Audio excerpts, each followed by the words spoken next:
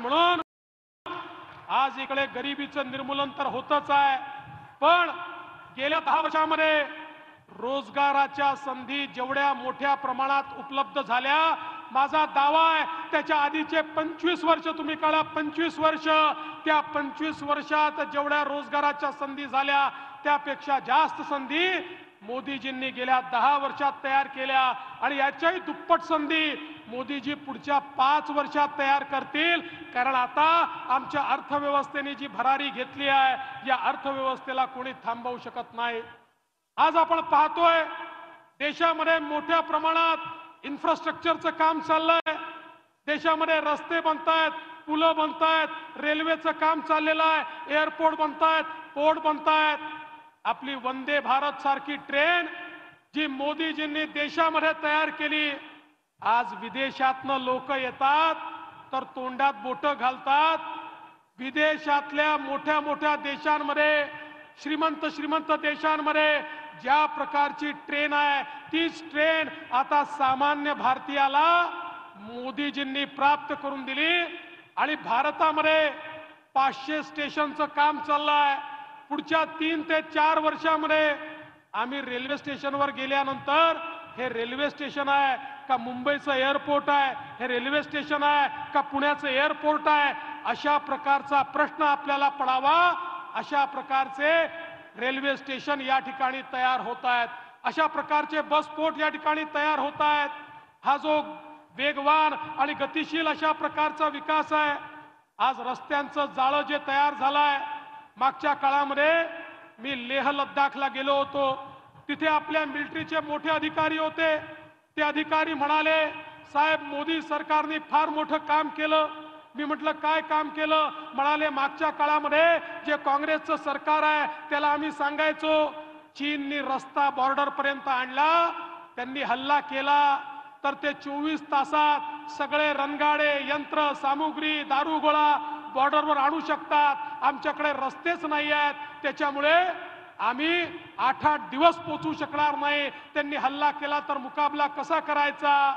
तर तेव्हाचं सरकार सांगायचं आपण रस्ता बांधला तर चीनलाच फायदा होईल, ते चीनमधनं दारुगोळा घेऊन आपल्याच रस्त्याने आपल्यावर हल्ला करतील। पण मोदीजीच्या सरकारने या ठिकाणी असे रस्ते तयार केले की त्यांना यायला 24 तास लागतात, आम्हाला 12 तास लागतात। आम्ही 12 तासामध्ये सीमेवर सगळे शस्त्रास्त्र घेऊन पोहोचू शकतो। आता आमच्या सीमेवर कोणी हल्ला करू शकत नाही, हे सेनेचे अधिकारी सांगतात।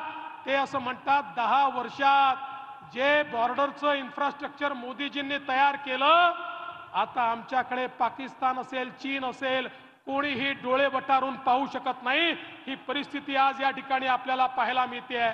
आणि हे सगळं करत असताना ज्या प्रकारे मोदीजींनी भारतामध्ये एक भविष्यातला भारत घडवला, तुम्ही विचार करा, जगातल्या मोठ्या मोठ्या देशांना, अमेरिकेला जमलं नाही, जपानला जमलं नाही, इंग्लंडला जमलं नाही, मोदीजींनी करून दाखवलं। त्यांनी चंद्रावर माणूस उतरवला होता, पण चंद्राच्या दक्षिण ध्रुवावर कोणाचंच यान उतरू शकलं नव्हतं। मोदीजींनी आपलं चंद्रयान चंद्राच्या दक्षिण ध्रुवावर उतरवून दाखवलं। जगातला पहिला देश हा आपला भारत देश झाला। आणि त्यानंतर आदित्य एल1च्या माध्यमातून सूर्याला देखील गवसणी घालण्याचं काम हे पहिल्यांदा कोणी केलं असेल तर माझ्या भारत देशाने मोदीजींच्या नेतृत्वात केलं। आता भारत अशा देशांमध्ये जाऊन बसला की इतर देश देखील भारताला चंद्रयानचा डेटा, आदित्य एल1चा डेटा मागतात।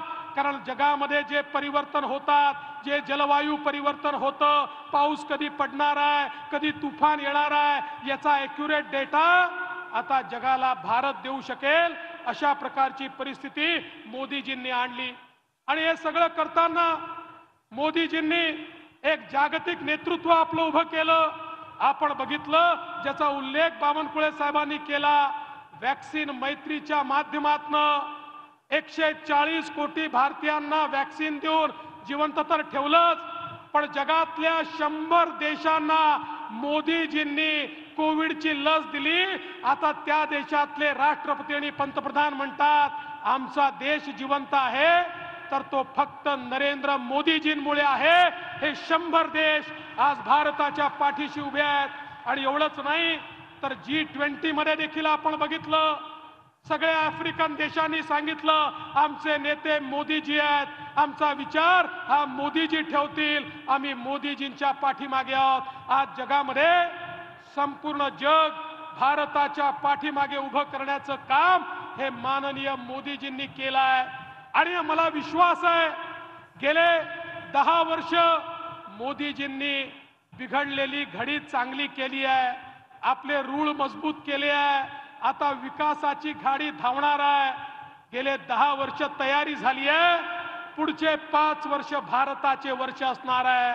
जेव्हा तिसऱ्यांदा तुमच्या सगळ्यांच्या आशीर्वादाने मोदीजी भारताचे प्रधानमंत्री होतील, या भारताला कोणी थांबवू शकणार नाही। इतक्या वेगानं भारताची विकासाची गाडी आता पुढे जाणार आहे।